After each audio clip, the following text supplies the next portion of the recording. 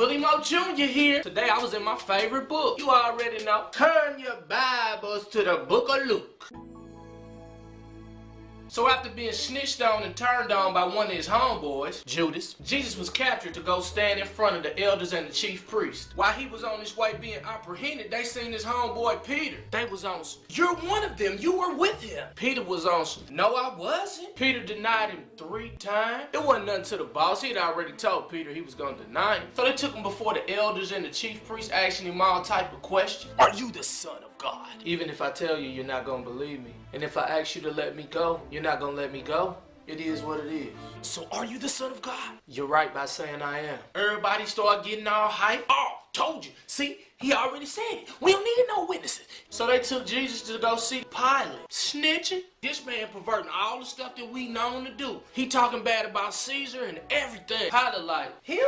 I see no wrong this man done. Yes, he have. He been perverting our little teachings. He started in Galilee and made it all the way up here." Pilate was on some Galilee. So is he a Galilean? Galilee ain't in my jurisdiction, so y'all need to take him to King Herod. So they took him to Herod. Herod was fairly familiar with Jesus, so he was actually excited that Jesus was coming through. Jesus coming through. But when Jesus arrived, they tried to ask him questions. Jesus was just on some, Jesus ain't say nothing. So all his little army or whatnot started talking bad to Jesus. Then they put on an elegant robe and sent him right back to Pilate. See, Pilate and Herod weren't the best of friends, but they ended up being friends because now one of them could find no fault in Jesus. So Pilate took him amongst all the people, telling the people, "I don't find no fault in this man." So Pilate had a real good idea. He was gonna let the people choose between this murderer named Barabbas or Jesus whom he found no flaws in. So he asked the people who they wanted to go free. Y'all want Barabbas to go free or y'all want Jesus to go free? Do you know the people started hollering out they wanted Barabbas free? They'd rather have a murderer free than allow Jesus to go free. Lord,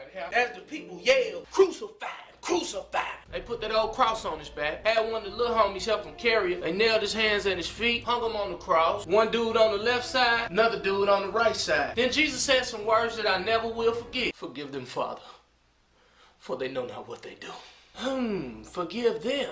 Who is them? Was it Judas for ratting him out? Was it Peter for denying him 3 times? Was it Pilate and Herod because they knew Jesus was innocent and they didn't do nothing? Maybe he was talking about the crowd who wouldn't let him go, but they let Barabbas go.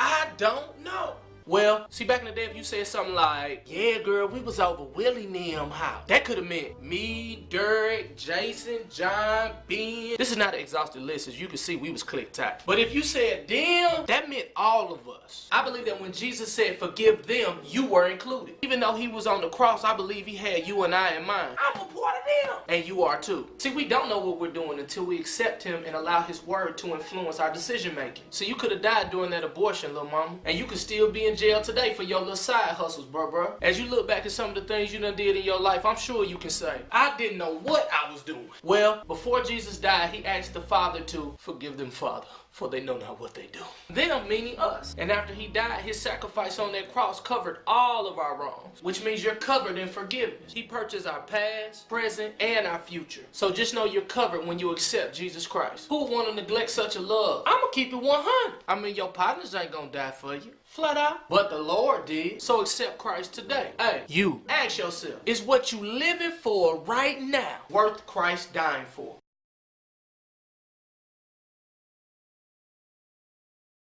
Make sure you subscribe to this channel and make sure you log on to WillieMooreJr.org for all booking and donating options. To all my youth leaders and youth ministers, you've been asking me, can I use these videos? Yes, you can. Also for all my youth ministers, youth leaders, and people across the country, make sure you email me at WillieMooreJr1@gmail.com because this Tuesday I'm having a conference call. I'll be casting the vision of the Young Fly and Save movements, making sure that we're making impact. And like I always say, we're gonna have our own TV show soon. I feel it in my shanana. Flat out. Peace. Well, the kingdom is my business, but now this right here is personal. Kingdom is my business, but now this right here is personal.